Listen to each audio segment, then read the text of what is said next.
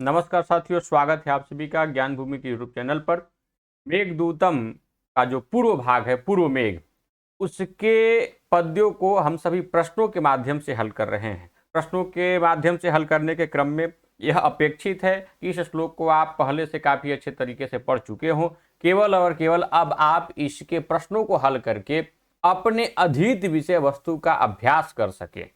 ठीक, अब इसमें हम व्याख्या नहीं पढ़ेंगे, नहीं शब्दों का अर्थ पढ़ेंगे, नहीं कोई व्याकरणात्मक टिप्पणी पढ़ेंगे, बस हम पूछेंगे और आपकी परीक्षा होगी। आप अपने आप का परीक्षण करेंगे कि मैं कितना बता पा रहा हूं, कितना समझा हूं। प्रश्न नए हैं तो हमारी शैली है, पूछने वाले की शैली, प्रत्येक व्यक्ति की शैली अलग हो सकती है। उसी प्रश्न को पूछूं मैं तो कुछ और पूछूंगा, उसी प्रश्न को कोई और पूछे तो कुछ और तरीके से पूछा जा सकता है। उसमें जो तत्व है, प्राण तत्व, जो विषय वस्तु का तत्व है, वह एक हो सकता है, लेकिन शैली अलग हो सकती है।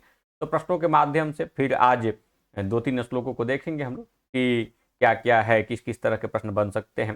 हालांकि प्रश्नों की सीमा एक श्लोक से निर्धारित नहीं की जा सकती है कि इतने ही प्रश्न बने, लेकिन कुछ जरूर आपको एक निर्देश मिल जाता है कि हाँ, इस तरह के प्रश्न हमें इस पद्य से तैयार कर लेना चाहिए। तो यह श्लोक है जिससे हम देखेंगे, नीपम दृष्ट्वा हरित कपिशम केसरैः अर्धरूढ़ैः आविर्भूत प्रथम मुकुला कंदलिश्चानुकच्छम जग्ध्वारण्येष्वधिक सुरभिम गंधमाग्राय चोर्व्याः सारंगास्ते जललवमुचः सूचयिष्यन्ति मार्गम। जललवमुचः मार्गम सूचयिष्यन्ति। जललवमुच का जललवमुख मतलब कि जल को जो छोड़ता है उसके मार्ग को सूचित करेंगे, और सूचित करने वाले कौन है? सारंग है। और आपसे प्रश्न पूछा है कि किस विकल्प में सही अर्थ नहीं लिखा हुआ है। सारंगाह, तो सारंग का एक अर्थ तो चातक भी होता है, लेकिन प्रायः पुस्तक में यही लिखा है, भृंग, कुरंग और मतंग, भंवरा, हाथी और हिरण। ठीक है, अर्धरूढ़ैः, भंवरा, हिरण, हाथी, ये 3 अर्थ है, तो यह सही अर्थ है। अर्धरूढ़ैः का अर्थ क्या है? अर्धस्फुट जो है उनसे, यहां पर से लगाना चाहिए था, तृतीया है तो ठीक, ये भी अर्थ सही है। अर्धरूढ़ मतलब अर्धस्फुट। नीपम जो है हरिण को लिखा गया, यह गलत है। केसरई ही केसरों से तो चल जाएगा, अर्धस्फुट से कर दीजिए। फिर नीपम, हरिण को नहीं कहा गया, नीपम एक कदम के लिए आया है। ठीक है, और अर्ध इस श्लोक में देखेंगे, नीपम दृष्टवा, नीपम दृष्टवा, तो किस तरह के नीप को? तो हरित कपिशम, हरा और पीला जो है उसमें आधे ही विकसित है इस तरह के फूल जो हरा और पीला है, ऐसे कदम को देख करके। तो नीपम का जो युग्म बनाया गया है हिरण के साथ में, वह गलत है, वह नीपम का अर्थ हिरण नहीं होगा। फिर नीपम दृष्ट्वा हरित कपिशम केसरैरर्धरूढ़ैः, आगे कुछ लिखा हुआ है, और फिर अंतिम पंक्ति के अंतिम शब्द लिखे गए हैं, सूचयिष्यन्ति मार्गम। इस श्लोक को आप ध्यान से देख लीजिए, तब इस प्रश्न का उत्तर देंगे। वर्णन प्रसंगे अस्मिन् यात्रायाम मेघस्य कुत्र स्थितिः, इस वर्णन के प्रसंग में यात्रा में मेघ की स्थिति कहां पर है? मेघ की स्थिति बतानी है कि मेघ कहां पर है। मेघ रामगिरी पर्वत से निकल करके अलगा तक जाएगा। मेघदूत में वर्णन जो है उसके अनुसार वो जाएगा कि नहीं जाएगा, इसकी सत्यता आपको आगे पढ़ने पर पता चलेगी, लेकिन वर्णन यही है कि रामगिरी से निकल कर उसको अलका तक जाना है। तो इस अलका तक के जाने के क्रम में यहां पर जो वर्णन है, उस वर्णन के क्रम में मेघ की क्या स्थिति है। तो हम जस्ट इसके पहले एक श्लोक पढ़े थे जिसमें रेवा नदी की चर्चा थी, और रिक्ता सर्वो भवति हि लघु पूर्णता गौरवाय पढ़े थे। तो अभी वहां पर ही है, उसको बहुत कुछ आगे बढ़ने का स्थान बताया नहीं गया, अभी कुछ चर्चा ही चल रही कि तुम ऐसे जाना वैसे जाना। तो रेवा समीप में ही है वह। ठीक, रेवा के समीप में, आप कहेंगे कि सदैव वो रामगिरी के समीप ही रहेगा, इसलिए कि वहां से वो निकलेगा ही नहीं। नहीं, यात्रा के प्रसंग में तो ये बताया जाएगा ना कि तुम यहाँ के बाद यहाँ जाओगे, यहाँ के बाद यहाँ जाओगे। तो जो इस तरह से यक्ष के द्वारा बताया जा रहा है, उस स्थिति में अभी इसकी स्थिति कहां पर है, यह वर्णन कहां का हो सकता है? तो रेवा के समीपवर्ती स्थान का ही है। तो रेवा समीपे इसका उत्तर सही होगा। षष्ठ्यंतम रूपम किम, इसमें षष्ठ्यंत रूप कौन सा है, मतलब षष्ठी विभक्ति का रूप कौन है? जल लव मुचह ही षष्ठी विभक्ति का रूप है। यह कहा गया है मेघ के लिए जो जल के बिंदु को छोड़ता है। ठीक है, मुख से षष्ठी एक वचन में मुचह बन जाएगा। सारंगाह बहुवचन, प्रथमा बहुवचन, उर्वी प्रथमा एक वचन, और मुकुलाह भी प्रथमा मुकुलाह तो विशेषण के रूप में आएगा, अभी कर्म के रूप में, तो ये द्वितीया में बहुवचन में प्रयोग किया गया है श्लोक में। लेकिन षष्ठ्यंत रूप जो है कि जल लव मुचः, षष्ठी का यही विकल्प ए सही होगा। आगे सारंगाह, इसका विग्रह भी दिया गया, साराणी अंगानी येषां ते, अत्र समास नाम किम। यदि सारंग का हम इस तरह से विग्रह निकालते हैं कि सार ही है अंग जिसके ऐसे वे, तो कौन सा समास होगा। अब विग्रह के बाद तो आपकी स्थिति बहुत अच्छी हो जाएगी, भले नहीं दिया रहता विग्रह तो आप अव्ययी भाव की तरफ भी सोच सकते थे, कुछ अन्य भी विकल्प मन में आ सकते थे, लेकिन अब तो क्लियर है कि इस तरह का विग्रह बहुव्रीहि समास में ही होना है, किसी अन्य को बोध कराया जाता है। केसरैः अर्धरूढ़ैः अत्र पदस्य पदानां संख्या अस्ति। वस्तुतः जो इसमें पूछा गया है उसको यहाँ पर नहीं लिखा गया है, एक वचन और बहुवचन में लिखा गया, जबकि यहाँ पर होना चाहिए था दो, इसलिए नहीं लिखा गया कि आप समझ जाएंगे कि किसी दो की ही चर्चा है।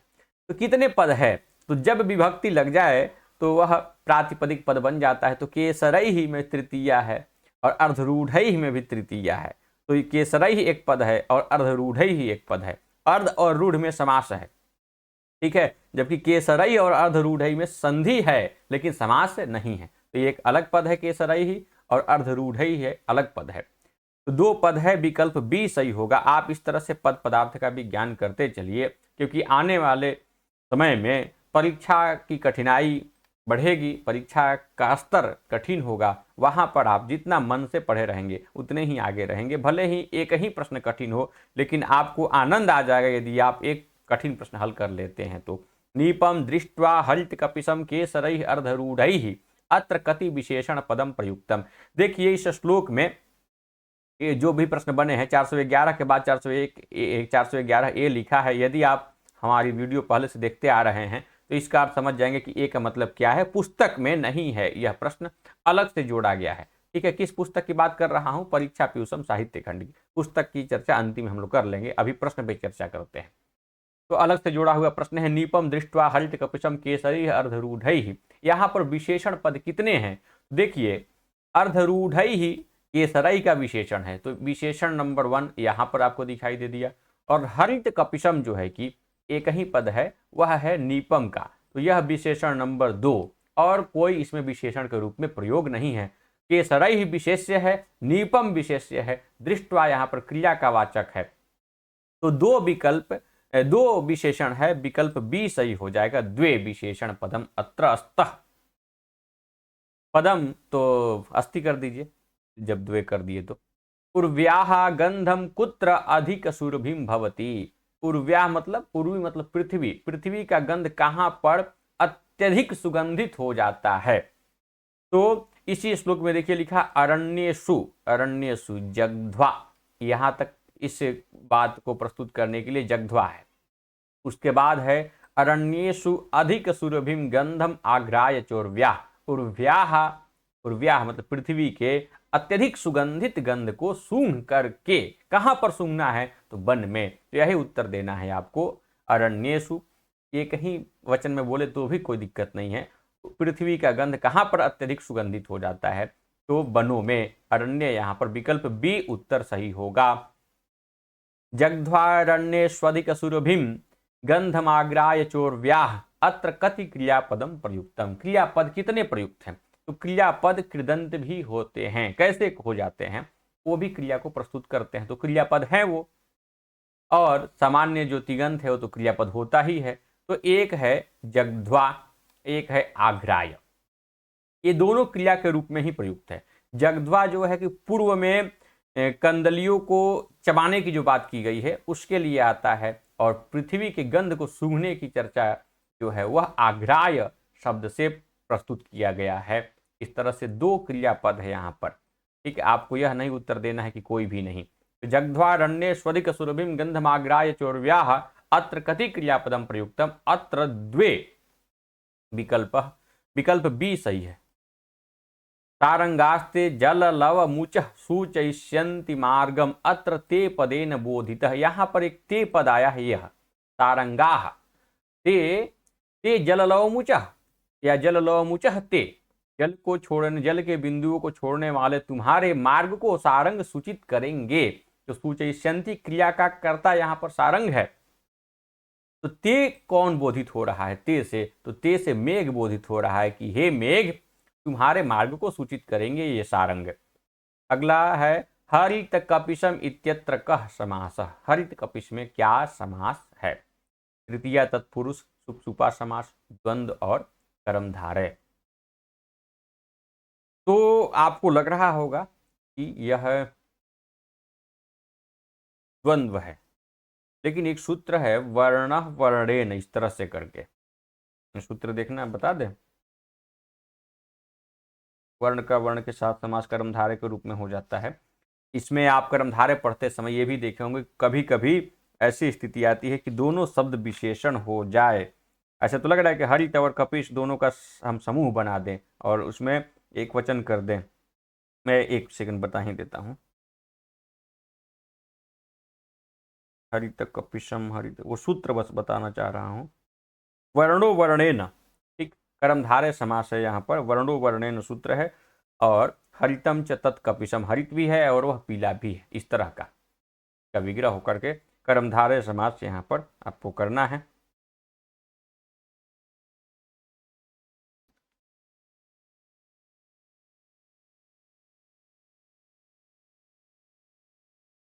फिर आगे आविर्भूत प्रथम मुकुला इति कस्य विशेषणम, ये भी एक किसी का विशेषण है। तो किसका विशेषण है? अब श्लोक पर आइए, उत्तर तो है कंदली का, लेकिन श्लोक पर देख लीजिए तो ज्यादा अच्छा रहेगा। इसमें 3 क्रिया का उल्लेख है। सबसे पहले दृष्टवा का है, तो 4 का, लेकिन जो पूर्व क्रिया है वह 3 है। एक दृष्टवा है, एक जग्ध्वा है, एक आघ्राय है। ठीक, तो नीप को अर्थात कदम को देखना है तो दृष्टवा कर दिया, और कंदली को चबाना है तो उसके साथ में जग्ध्वा कर दिया गया, और पृथ्वी के गंध को सूंघना है तो आग्राय कर दिया गया। उसके बाद सूचयिष्यन्ति है। ये तीनों इस तरह के क्रियाकलाप करके मेघ के मार्ग को सूचित करेंगे। तो यहां ध्यान से देखिए, कंदली ही जग्ध्वा। अब कंदली किस विभक्ति का है? द्वितीया, कर्म के रूप में है। कंदली को चबा करके, ठीक है, कदली को चबा करके। कैसे कदली? तो जो अभी अभी उसके तुरंत पूर्व कली ही जिसकी निकली है, प्रथम कली जिसकी निकली है, ऐसे कदली को चबा करके। तो प्रथम मुकुलाह यह विशेषण है कंदली का। इस तरह की कदली जो अभी पहला ही अपने पुष्प को पुष्पित की है, आविर्भूत प्रथम मुकुला, यह विशेषण हो गया कंदली का। उत्तर विकल्प ए सही होगा, कंदली इत्यस्य। यहां पर इस श्लोक को काफी अच्छे से ध्यान दीजिएगा। 3 ऐसे हैं जो इसके मार्ग को सूचित करेंगे। कोई चबा, कोई देखते हुए सूचित करेगा, कोई चबा करके सूचित करेगा, कोई सूंघ करके सूचित करेगा। यही है सारंग। तो भंवरा जो है कि देखेंगे, और ये चबाएंगे हिरण, और जो हाथी है वो सूंघेंगे। यही 3 स्थिति बताई गई है। तो कंदली इत्यस्य सही है। जल लव मुचः पद्यस्य हिंद्याम अर्थो अस्ति। हिंदी में इसका क्या अर्थ होगा? यदि हम अपने व्यवहारिक भाषा में इसको बोले तो क्या बोलेंगे? हिंदी में इसका अर्थ होगा हिरण का नहीं, कदम का नहीं, मेघ का। ठीक है, जल के बिंदु को जो त्यागता है, जल के बिंदु को जो छोड़ता है, मेघ इसका उत्तर सही हो जाएगा। 1 मिनट।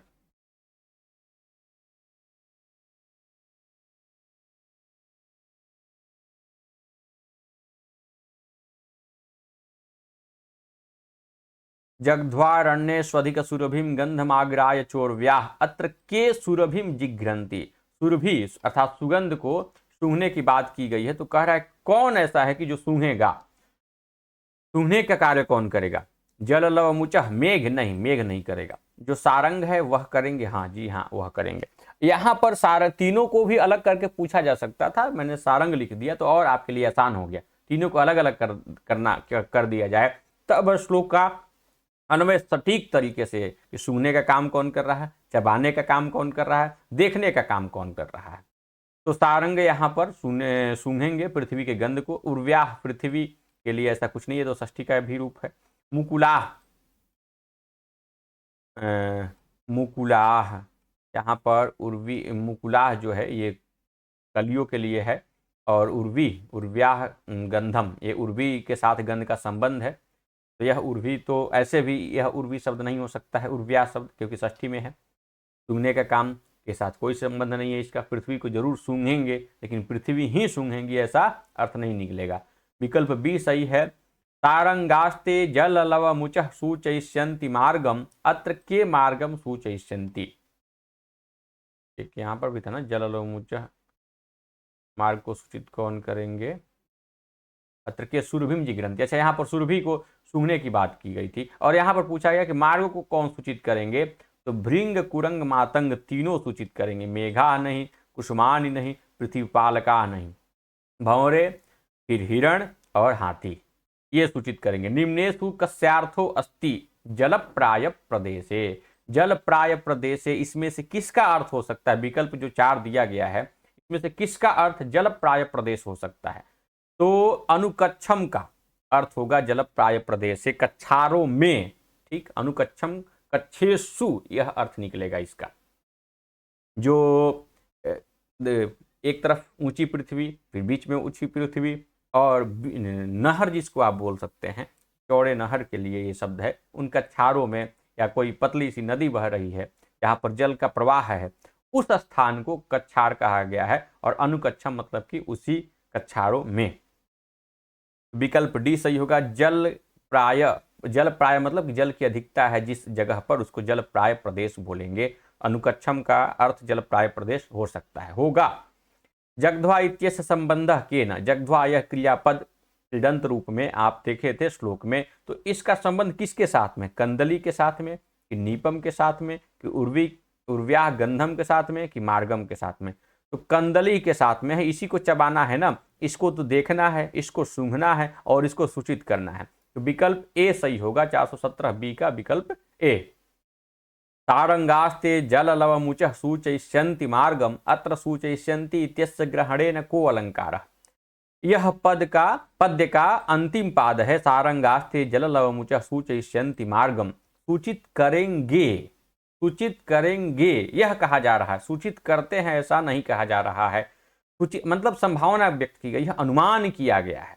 तो सूचयिष्यन्ति इस क्रियापद को जोड़ करके हम अनुमान करते हैं कि ऐसा होगा, तुम यहां से आगे बढ़ोगे तो यह अनुमाना अलंकार हो जाएगा सूच्यंती से, और कुछ निमित्त ऐसा नहीं है कि जिससे उपमा कर दे, व्यतिरेक कर दे, निदर्शना कर दे, तो अनुमाना अलंकार इसका उत्तर सही होगा। तनित समय के मेघम न मानयिष्यन्ति, गर्जन के समय में कौन मेघ को आदर नहीं देगा। अब श्लोक अगला पहुंच गए। अंभो बिंदु ग्रहण चतुरान चातकान वीक्षमाणा श्रेणी भूतः परिगणनयो निर्देशंतो बलाका, स्वामासाद्य स्तनित समय मानयिष्यन्ति सिद्धा सोत्कंपानि प्रिय सहचरी संभ्रमालिंगितानि। तो इसमें कुछ क्रियाकलाप वर्णित है, वह मेघ के गर्जन के समय होगा, इस तरह का वर्णन है, और उसी से आपको उत्तर देना है। क्या वर्णन है, वो आपके अधीत पर, आपके पठित विषय वस्तु पर निर्भर है। स्तनित समय के मेघम न मानयिष्यन्ति, चातकान वीक्षमाणा, चातक को जो देख रहा है वह, श्रेणी भूता बालाका परिगणनया निर्दिशंता, श्रेणी भूत अर्थात पंक्तिबद्ध जो बलाकाय हैं उनको गणना के द्वारा दिखाता हुआ जो है वह मेघ को आदर नहीं देगा, जो सिद्ध है वह आदर नहीं देगा, कि यक्ष जो है कि वह आदर नहीं देगा। तो विकल्प डी सही है, क्योंकि यह तीनों के तीनों एक ही के लिए आया है। वही चातक को दिखा रहा है अपने प्रिया को, वही गिन भी रहा है बलाकाओं को, और वह सिद्ध है, वह सिद्ध जब मेघ का गर्जन होगा तो अपने पत्नी का आलिंगन पाएंगे तो बहुत रिस्पेक्ट करेंगे, मेघ को धन्यवाद देंगे अंतरात्मा से, यह भाव प्रस्तुत है। विकल्प डी यक्ष का इससे कोई संबंध नहीं है, यक्ष ऐसा करेगा। कस्मिन विकल्पे सम्यक अर्थम नास्ति, किस विकल्प में सम्यक अर्थ नहीं है। निर्दिशंतः निर्देश करते हुए सही अर्थ है। सिद्धा, सिद्ध एक देवयोनि विशेष सही है। प्रिय सहचरी संभ्रमालिंगितानि, प्रिय सहचरियों के क्रोध के साथ दौड़कर किए गए आलिंगन को, यही सही अर्थ नहीं निकला है, असाध्य का अर्थ पा करके ठीक है। प्रिय सहचरी, जो प्रिय है, सहचरी जो है वह घबरा करके मेघ के गर्जन से हल्का डर करके आलिंगन जो करेगी उस आलिंगन को प्राप्त करेंगे सिद्ध लोग। तो यहाँ क्रोध की कोई चर्चा नहीं है, क्रोध का कोई स्थान नहीं है, वह तो प्रिय सहचरी कही गई है। और संभ्रम, संभ्रम अर्थात एक घबराहट के साथ, हल्का सा डरा हुआ भाव के साथ में आलिंगन कर रही है, तो वह क्रोध उसके मन में जो बोला गया है सटीक नहीं है, तो क्रोध के साथ में नहीं। यही उत्तर इसका सही हो जाएगा, विकल्प सी। प्रिय सहचरी संभ्रम आलिंगितानि अत्र कति पदम। यहाँ पर यदि हम पद का निर्धारण करें तो कितने पद है, तो पद देखिए, प्रिय सहचरी एक ही को कहा गया है, जो प्रिया है, सहचरी है, ठीक है, और उसी का संभ्रम, उसी का घबराहट के साथ में आलिंगन, संभ्रम और आलिंगन में समास है, और इन दोनों का फिर प्रिया सहचरी के साथ में समास है, तो सब मिलाकर के यह एक ही पद बन जाते हैं, तो कहेंगे कि एक ही पद है, इसके अलावा इसमें कुछ अन्य पद नहीं है।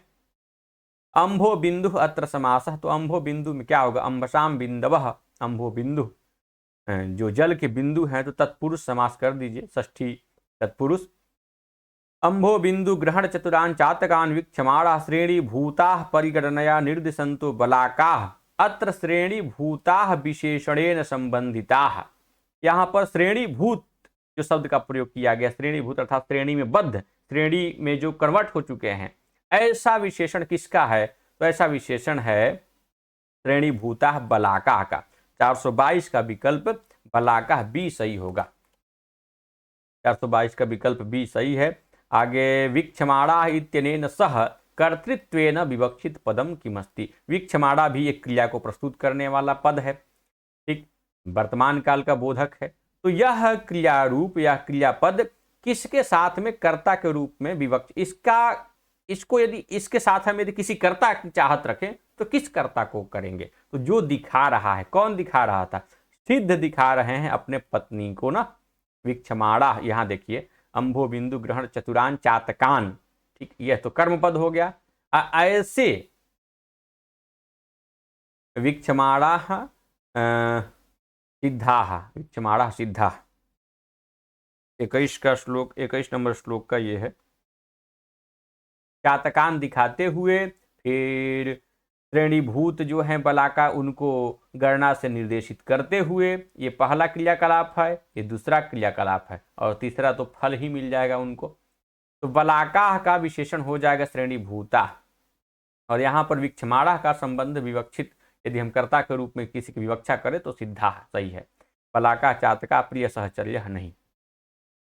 कस्मिन् समय सिद्धाः प्रिय सहचरी संभ्रम आलिंगितानि प्राप्नुवन्ति। किस समय में सिद्ध लोग प्रिय सहचरी के घबराहट के साथ में आलिंगन को प्राप्त करते हैं, तो चैत्र मास में, कि रात्रि में, कि प्रातः में, मेघ के गर्जन के समय, तो लिखा स्तनित समय, और स्तनित का अर्थ क्या है, गर्जन, गर्जन के काल में वह आलिंगन को प्राप्त करते हैं। त्वामासाद्य स्तनित समये मानयिष्यन्ति सिद्धाः, अत्र त्वाम इत्यनेन कह ज्ञापित। यहाँ पर त्वाम शब्द से किसको ज्ञात कराया जा रहा है, तो त्वाम मानयिष्यन्ति, तुम्हें जो है कि आदर देंगे, कब आदर देंगे, स्तनित समये आसाद्य, किसको प्राप्त करके, प्रिय सहचरी संभ्रम आलिंगितानि प्राप्त आसाद्य, आलिंगन को प्राप्त करने के बाद तुमको वह आदर देंगे।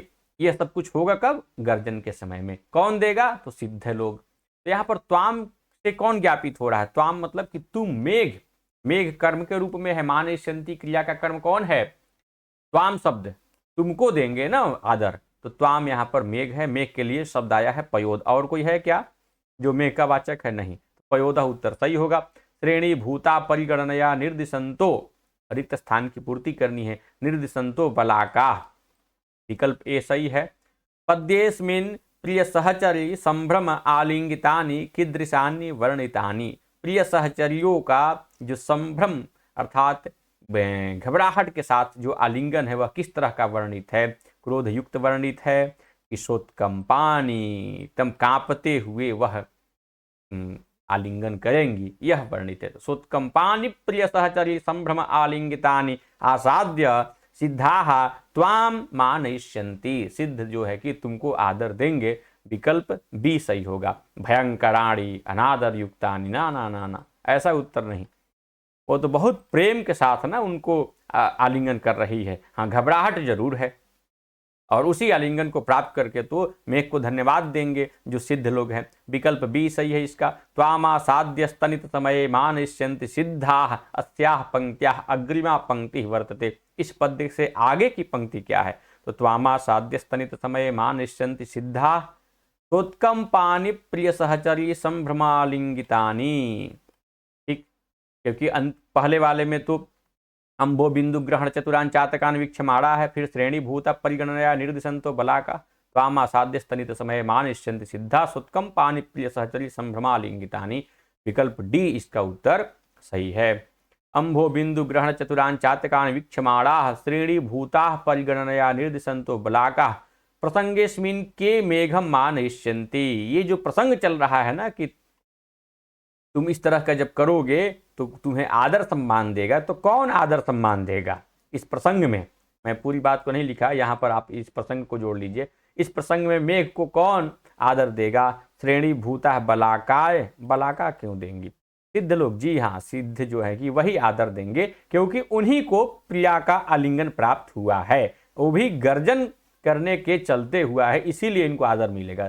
सामान्य तरीके से तो नहीं मिला है, गर्जन हुआ है, तो उस गर्जन में आलिंगन ही नहीं मिला है, एकदम चिपक करके आलिंगन मिला है, बहुत कांपते हुए और घबराहट के साथ आलिंगन मिला है। इसलिए सिद्ध लोग मेघ को कहेंगे चलो अच्छा हुआ यार तुम गर्जना किए। ठीक, श्रेणी भूता सहचर्या नहीं, सहचरी नहीं, और श्रेणी भूता है अच्छा, ऐसा कुछ भी नहीं है। विकल्प बी उत्तर सही होगा। अंभो बिंदु ग्रहण चतुरः कः। जल के बिंदु को ग्रहण करने में चतुर कौन होता है? चातका। और इसी चातक को न दिखाएंगे तो चातकान वीक्षमाणा शब्द आया था, तो चातक यहाँ पर विशेषण सी विकल्प सही होगा। अंबो बिंदु ग्रहण चतुरः चातकः वर्तते। विकल्प सी। प्रत्युद्यातः कथम भवान गंतुमाशु व्यवस्येत। अत्र कः आशु गंतुम व्यवस्येत। यहाँ पर कौन जल्दी जाने के लिए प्रेरित होगा? कौन जल्दी जाने के लिए प्रेरित होगा? ध्यान दीजिए। प्रत्युद्या, अच्छा 428 ही करना था हम लोग को क्या? ये तो किसी अन्य का आ गया है। ठीक है, 429 जो है कि आगे का एक श्लोक है, उससे आगे है, इस श्लोक का नहीं है। उत्तर तो मैं बता दूंगा कि मेघ जो है कि जल्दी जाए, लेकिन ये सही नहीं है, इस श्लोक का नहीं है।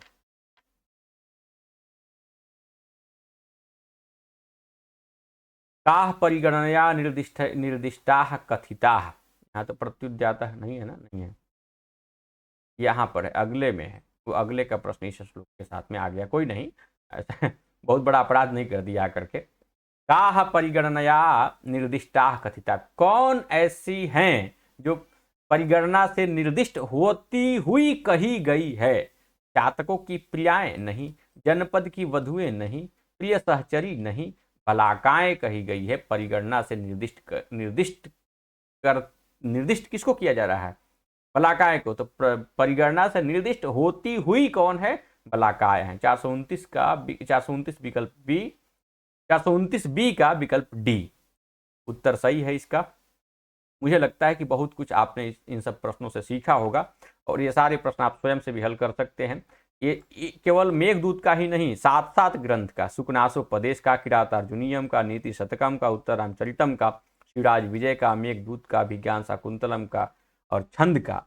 छंद को तो मान लीजिए 350 लगभग है, और सब मिलाकर के 11,051 प्रश्न है, और सभी में इसी तरह से पंक्तिशः प्रश्न बनाए गए हैं। पहला श्लोक तो उससे प्रश्न, दूसरा श्लोक उससे प्रश्न, तीसरा श्लोक उससे प्रश्न, इस तरह से क्रम से प्रश्न बनते चले गए हैं। और आपको श्लोक में जो कुछ विषय वस्तु का अवबोध हुआ है उसका भली भांति परीक्षण कर सकते हैं। नंबर भी दिया है, आप नंबर पर कॉल करके इस पुस्तक को मंगा सकते हैं। पुस्तक का मूल्य 280 रुपया है, डाक खर्च के साथ में, बहुत न्यूनतम मूल्य है। पुस्तक में पृष्ठों की पृष्ठ की यदि बात की जाए तो 558 पृष्ठ हैं। प्रश्नों की संख्या 11,051 है, और डाक खर्च के साथ न्यूनतम मूल्य पर आपको पुस्तक प्राप्त की जा रही है 11,051। और ऐसी इसी तरह से व्याकरण भाग है, वो थोड़ा सा और स्थूल है, इससे 13,385 प्रश्न है, पृष्ठ की संख्या 624 है, और उसका मूल्य 350 है। दोनों का मूल्य 620 है। एक साथ ऑर्डर करेंगे तो आपको ज़्यादा ही छूट मिल जाएगा। एक साथ एक ऑर्डर करते हैं तो 10 रुपये की छूट है, ज़्यादा ऑर्डर करेंगे तो ज़्यादा छूट मिलेगी, ये कहा गया है इस वाक्य में। ठीक है, नंबर आपको मैंने उपलब्ध करा दिया। अब अग्रिम शुभकामनाएं कि आप मेघदूत के प्रश्नों को बहुत अच्छे तरीके से हल करें और बहुत मजबूत बने। धन्यवाद। फिर मिलते हैं अगले वीडियो में। हम लोग 400 कितना पहुंचे, 429, और इसी बीच में न जाने कितने प्रश्नों को हम लोगों ने एंट्री कर दिया है। मुझे लगता है कि हम लोग 40 प्लस चल रहे हैं अब प्रश्नों को लेकर के। धन्यवाद।